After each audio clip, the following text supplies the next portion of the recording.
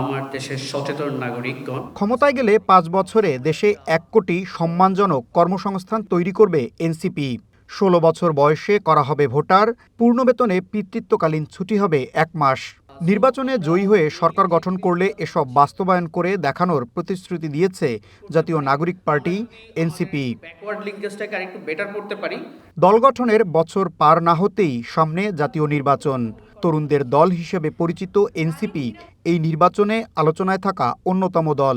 যদিও জামায়াতের সাথে জোটে যাওয়ায় আসন ভিত্তিক তাদের হিস্সা এখন মাত্র ১০%। ক্ষুদ্র অংশ হয়েও ভোটের লড়াইয়ে থাকা দলটি ঘোষণা করেছে নিজেদের ইশতেহার। রাজধানীর অভিজাত হোটেল লেকশোরে শুক্রবার বিকেলে ইশতেহার ঘোষণা করেন দলের আহ্বায়ক নাহিদ ইসলাম। লাইফে কখন কি হয় গ্যারান্টি আছে, তাই ইন্স্যুরেন্স করুন সিটি ব্যাংকে, কারণ ইন্স্যুরেন্স করলে সিটিতে সুরক্ষা পাবেন নিশ্চিতে। ইশতেহার ঘোষণার শুরুতেই সাবেক উপদেষ্টা ও দলের মুখপাত্র আসিফ মাহমুদ সজীব ভুইয়া সেকেন্ড রিপাবলিক, গণতন্ত্র ও সংস্কার ইস্যুতে কথা বলেন। স্বাধীনতার ৫৫ বছর পরও আমরা গণতন্ত্র, সাম্য এবং মানবিক মর্যাদা এবং জনকল্যাণমুখী একটি রাষ্ট্র প্রতিষ্ঠা করতে ব্যর্থ হয়েছি। এই ব্যর্থতা এবং এই বাস্তবতা স্বীকার করাই আমাদের রাষ্ট্র সংস্কারের প্রথম ধাপ বলে আমরা মনে করি। দীর্ঘদিনের দলীয়করণ, ক্ষমতার কেন্দ্রীকরণ ও বিচারহীনতা রাষ্ট্রীয় প্রতিষ্ঠানকে দুর্বল করেছে।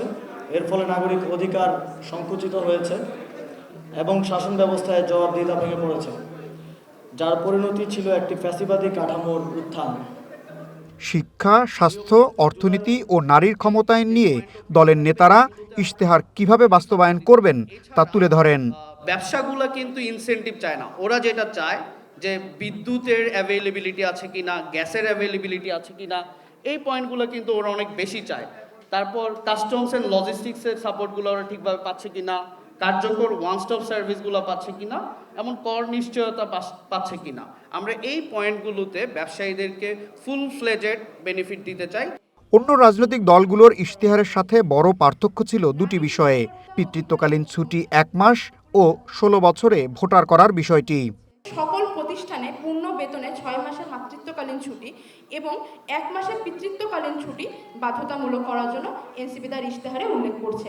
সরকারি কর্মক্ষেত্রে নারীদের জন্য প্রতি মাসে একদিন অর্ধ বেতনে ঐচ্ছিক পিরিয়ড লিভ বাধ্যতামূলক করার জন্য এনসিপি তার ইশতেহারে উল্লেখ করছে।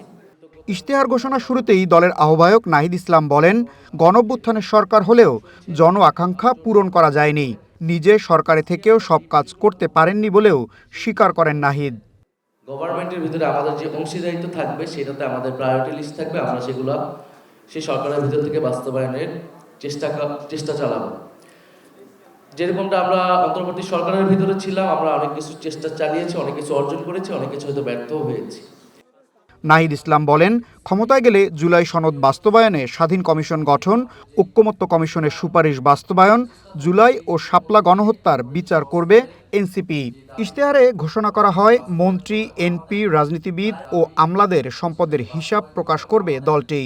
ধর্মবিদ্বেষ প্রতিরোধ, সংখ্যালঘু নির্যাতনে মানবাধিকার সেল গঠন, প্রবাসীদের পাঠানো রেমিটেন্সের বিপরীতে বিনিয়োগ ও পেনশনের সুবিধা দেওয়ার কথাও উল্লেখ করা হয়েছে ইশতেহারে। এছাড়া আমরা বলেছি যে আমাদের যারা সমাজে এই ধর্মবিদ্বেষ, আমাদের সাম্প্রদায়িকতা, সংখ্যালঘু নিপীড়ন, জাতি পরিচয়ের কারণে যে বৈষম্যমূলক আচরণ, সেটার জন্য আমরা মানবাধিকার কমিশনের একটা বিশেষ সেল থাকবে যারা আমাদের সংখ্যালঘু মানবাধিকার বরণ এবং যে কোনো পরিমাণ ধর্মবিদ্বেষের বিরুদ্ধে তারা কথা বলবে এবং সেই অধিকারগুলো নিশ্চিত করবে। আমরা জবাবদিহিতার কথা বলেছি, কারণ আমরা হিসাব দাও নামে একটা কর্মসূচি আমরা রাখবো, যেখানে প্রত্যেক মন্ত্রী, এমপি এবং প্রত্যেকটা বাজেট এবং প্রত্যেকটা বাৎসরিক আয় সেগুলা সেখানে থাকবে।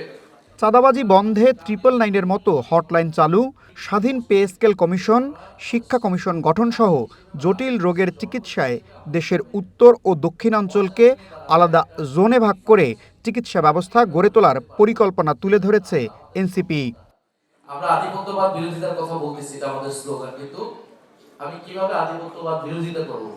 আমার সাথে এতগুলো পরাশক্তি বা যারা বাংলাদেশকে ডমিনেট করতে চায়, সেটার একমাত্র সমাধান হচ্ছে আমার নিজের সক্ষমতা বৃদ্ধি করা, নিজেকে গঠন করা, নিজের অর্থনীতি, রাষ্ট্র, সেটাকে আমি আবার কিভাবে তৈরি করব, সেটাই আমার ন্যাশনাল ডিগনিটি বৃদ্ধি করবে।